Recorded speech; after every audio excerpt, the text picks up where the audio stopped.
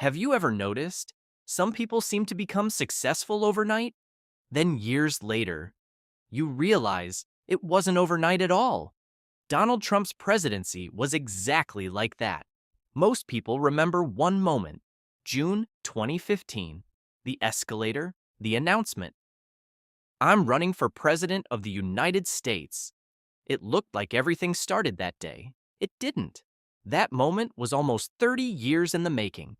Years of testing, years of waiting, years of walking away and coming back.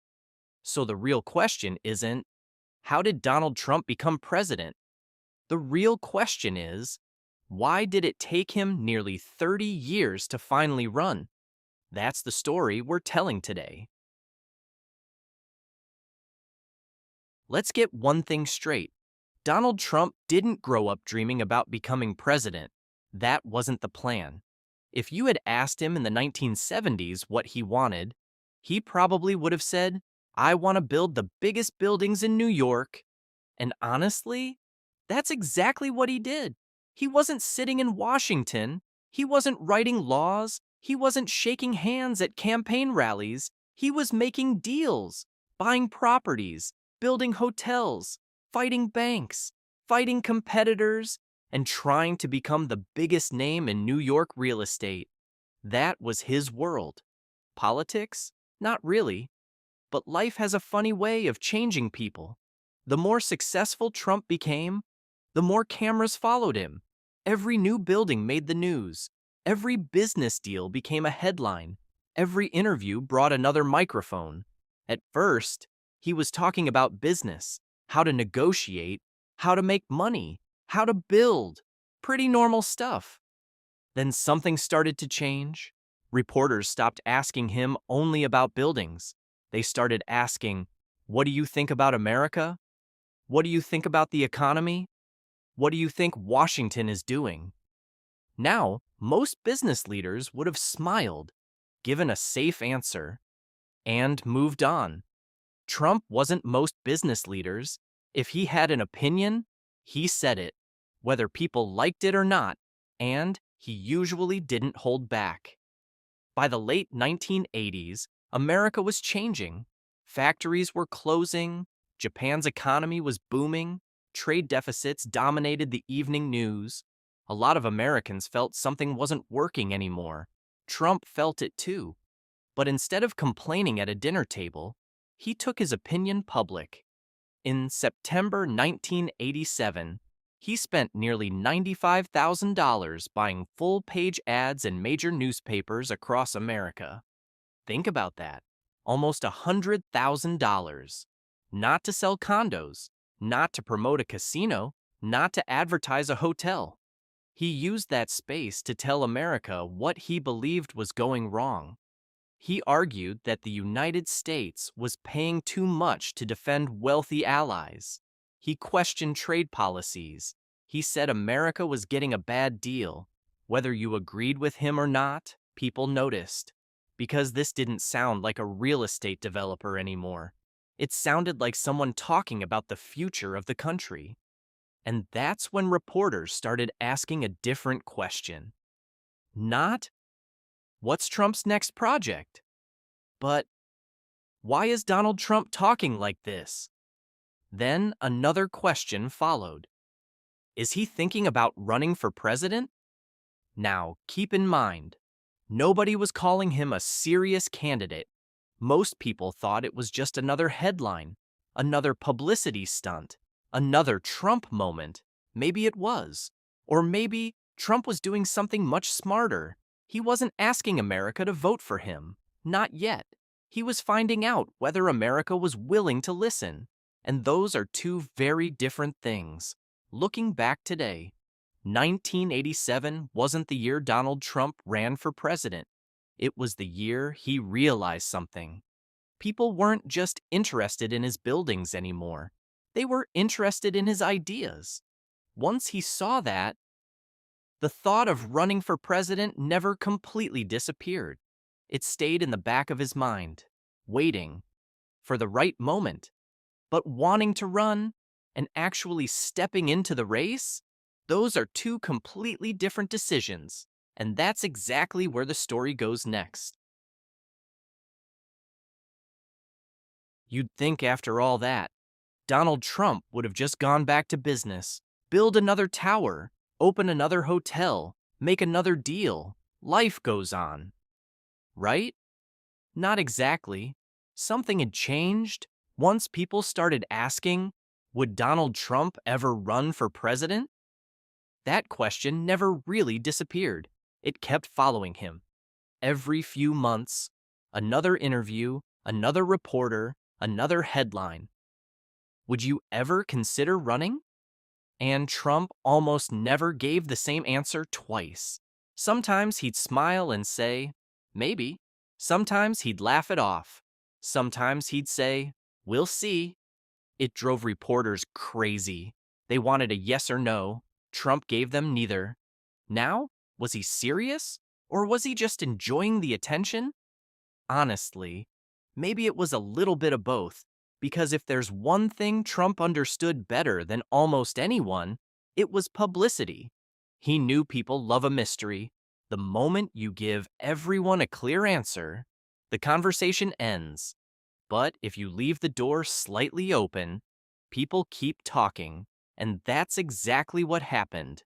Throughout the late 1980s and into the 1990s, the question never died. Could Donald Trump become president? Meanwhile, his business life was anything but easy. Some of his biggest projects were carrying massive debt. The real estate market slowed down. The economy changed. Banks wanted their money back. There were moments when people honestly thought Trump was finished. The newspapers weren't exactly kind. Some called him reckless. Others said his empire was falling apart. Imagine waking up every morning, opening the paper, and seeing people predict your failure. Most people would have disappeared. Trump didn't. If anything, he became even more determined to stay in the public eye because he believed something very simple. As long as people were still talking about you, you still had a chance. And somehow, he fought his way back. Business recovered, new deals appeared, books sold, television interviews continued, his name stayed alive. Looking back, those years weren't really about running for president. They were about survival, about learning how to take a hit, get back up, and keep moving. That lesson would become one of the biggest advantages he ever had. Because politics is a lot like business. People attack you, people doubt you, people write you off. The question is, do you disappear? Or do you come back stronger? Trump's answer was always the same. I'll be back. By the end of the 1990s, he wasn't just wondering if he could become president anymore. For the first time, he was seriously asking himself another question. If I do this, can I actually win? And this time, he wasn't just thinking about it. He was getting ready to make a move. By 1999, something had changed. This wasn't Donald Trump throwing out ideas in an interview anymore. This wasn't another reporter asking, would you ever run for president? This time, Trump was asking himself that question. For real. Think about where he was in life. He had already seen incredible success. He had also survived some very public failures. He knew what it felt like to be on top. And he knew what it felt like when everyone thought you were finished. Most people would have slowed down. Trump didn't. If anything, he kept looking for a bigger stage. And honestly, there isn't a bigger stage than the White House. So in 1999, he did something that immediately got Washington's attention. He announced he was seriously considering a run for president, not as a Republican, not as a Democrat, but through the Reform Party. Now today, that probably sounds strange. But back then, the Reform Party wasn't some tiny group nobody had heard of. Ross Perot, had already proven that millions of Americans were willing to vote outside the two major parties. Trump looked at that and thought, maybe there's an opening here. So he took the next step. He formed an exploratory committee. Now, don't let that name fool you. An exploratory committee isn't just paperwork. It's basically saying, I'm not playing around anymore. From that moment on, every interview meant something. Every speech mattered. Every answer was picked apart. Reporters weren't interviewing a celebrity anymore. They were interviewing a possible future president, and Trump knew it. He started talking less about buildings and more about America, trade, jobs, taxes, healthcare, the national debt, government waste, illegal immigration, strong borders, American manufacturing. If some of those ideas sound familiar, they should. Years later, those same issues would become the foundation of his 2016 campaign. The message wasn't new. The audience was. The media followed him everywhere. Every network wanted an interview. Every newspaper wanted a headline. Some journalists thought he had a real chance. Others thought he was chasing publicity again. The country couldn't seem to make up its mind. Was Donald Trump serious? Or was Donald Trump being Donald Trump? And maybe that's exactly why people kept watching, because nobody could predict what he would do next. One day, he'd sound completely committed. The next day, he'd sound cautious. Then, he'd come back even stronger. It kept everyone guessing. Behind the cameras, though, this wasn't entertainment anymore. This was work. Long meetings, policy briefings, political advisors, travel schedules, endless phone calls, the kind of things presidential candidates deal with every single day. For the first time in his life, Trump wasn't just imagining the White House. He was trying to figure out how to get there. But then, reality started setting in. The deeper he got into the Reform Party, the more problems he found. Arguments, power struggles, different leaders pulling in completely different directions. Every week seemed to bring another fight. Instead of talking about beating Democrats or Republicans, the party was busy fighting itself. Trump watched it all, and he didn't like what he saw. Because one thing he had learned in business was simple. If the foundation is unstable, the building won't last. The same thing applies to politics. You can have the best message in the world, but if your own team is falling apart, you're not going very far. For the first time since seriously considering the presidency, Trump found himself asking a different question. It wasn't, can I become president? It was, can I actually win this way? And those are two completely different questions. That question would change everything. Then, in February 2000, Donald Trump made his decision. He was out, just like that. After months of speculation, after all the interviews, after forming an exploratory committee, after getting the entire country's attention, he walked away. To a lot of people, that was proof they had been right all along. See? We told you. He was never serious. It was all about publicity. The media moved on. Washington moved on. America moved on. Case closed. Or so they thought. Because here's what most people didn't understand. Trump wasn't walking away because he stopped wanting to become president.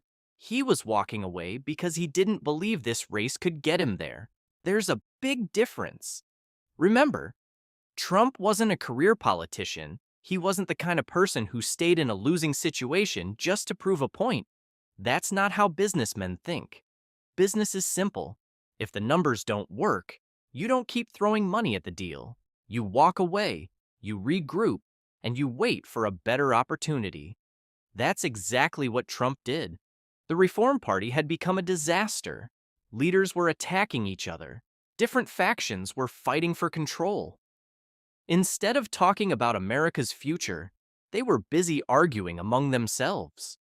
Trump looked at the situation and basically said, Why would I build my future on something that's already falling apart? From his point of view, it just didn't make sense. Now here's something interesting. Even after he dropped out, the issues he cared about didn't change.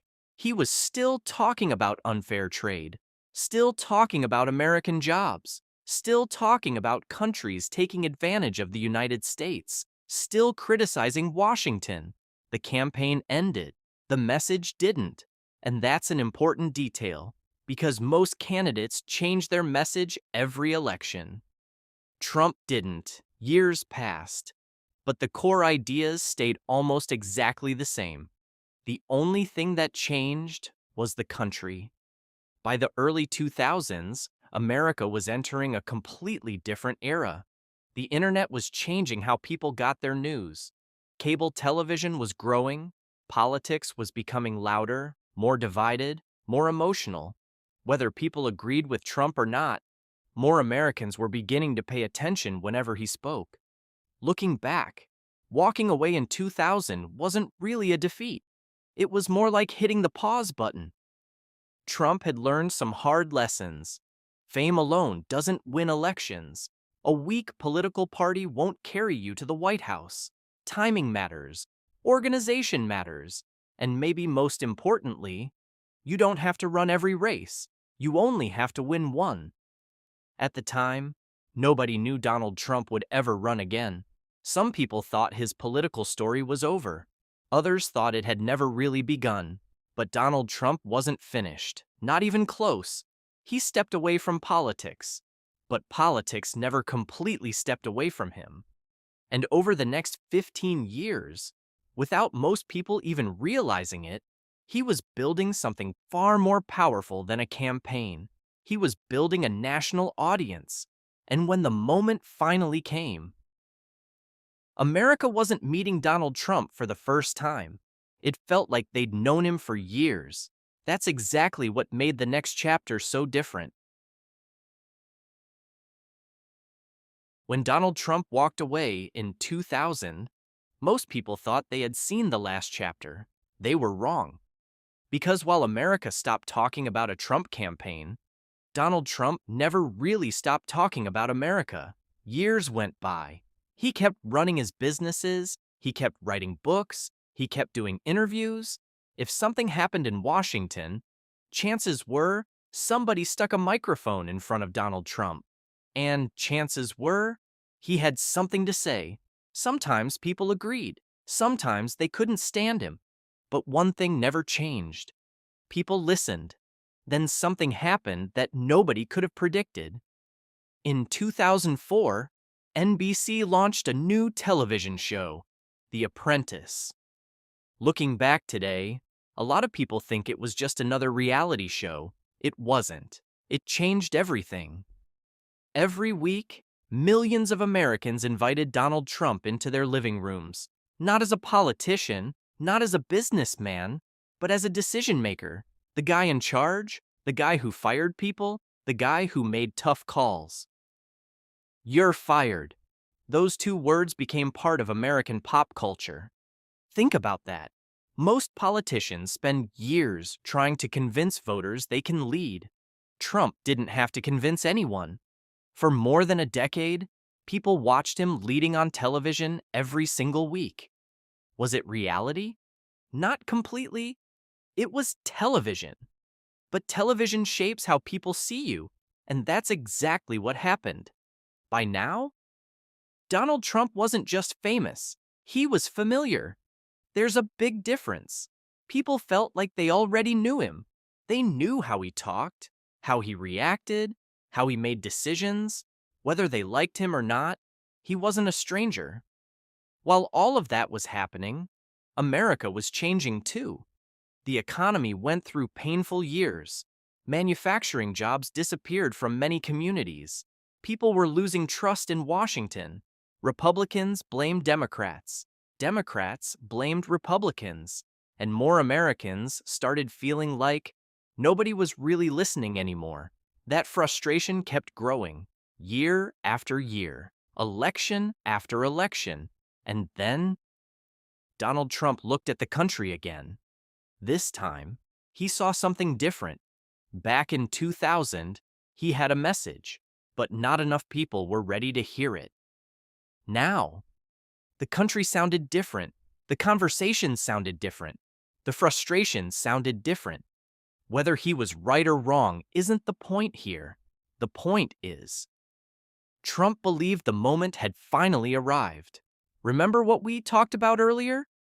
Back in 2000, he asked himself, can I win this race? 15 years later, he wasn't asking that question anymore. He had already made up his mind. The timing finally felt right. The audience was bigger. His name was stronger. The political climate had changed. And, for the first time, Donald Trump believed all the pieces were finally in place. So, in June 2015, he came down the escalator inside Trump Tower. Most people watching that day thought, this is where the story begins. But now you know better. That ride down the escalator wasn't the beginning. It was the payoff. The result of decades of testing ideas, making mistakes, walking away, learning, waiting, and coming back stronger. That's why 2015 surprised so many people, because they only saw the announcement. They didn't see the 30 years that came before it. And maybe that's the biggest lesson from this entire story. Donald Trump didn't build a presidential campaign overnight. He spent decades building the man who was finally ready to run. And once he made that decision, American politics would never be the same again. You know, there's something people still get wrong today. They say, Donald Trump came out of nowhere. Did he? Think about everything we've talked about in this episode. Back in 1987, he was already talking about trade. He was already talking about American jobs. He was already questioning the way Washington was doing things. In 1999, he didn't just talk about running. He actually took steps toward it.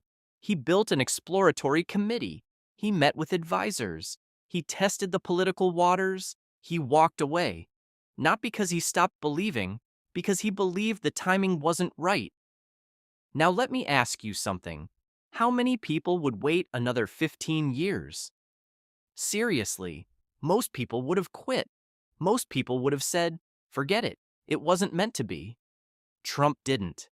He went back to business. He went back to television. He kept building his brand. But one thing never really left him. Politics, every few months, another interview, another headline, another opinion about Washington. It was always there. Sometimes loud, sometimes quiet, but always there. Looking back today, it almost feels like he was preparing without calling it preparation. He was learning how television worked, learning how the media reacted, learning what connected with ordinary Americans, learning what people cared about, and every single year, his name became more familiar. Here's something interesting. Most politicians spend years trying to make America remember their names. Donald Trump had the opposite problem. America already knew his name. He didn't have to introduce himself. He had to convince people to see him differently.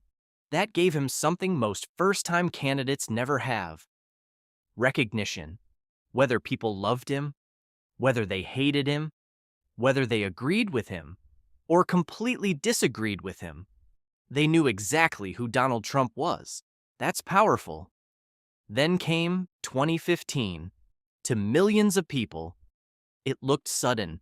A billionaire rides down an escalator, announces he's running for president, and shocks the political world. But now, you know that isn't the whole story. That escalator ride wasn't the beginning. It was the moment. 30 years of experience, mistakes, publicity, business success, business failures, political testing, and public attention finally came together. Nobody becomes president overnight, and Donald Trump certainly didn't. His path was different from almost every president before him. Most presidents spent years climbing the political ladder, city council, governor, senator, congressman, step by step. Trump didn't climb that ladder. He built his own. Whether you think that was brilliant or whether you think it was risky, one thing is hard to argue with. It was different, very different. And maybe that's exactly why so many people underestimated him. They were judging him by the old rules. Trump wasn't playing by the old rules anymore. He was playing a completely different game. And by the time everyone realized that, the election had already begun. Not in 2015, but decades earlier. So, what did we actually learn from this story? Was Donald Trump's first presidential campaign a failure? If you're only looking at the result, the answer is yes. He didn't become president. He didn't even make it onto the ballot. The campaign ended. He walked away. Case closed, right? Not really.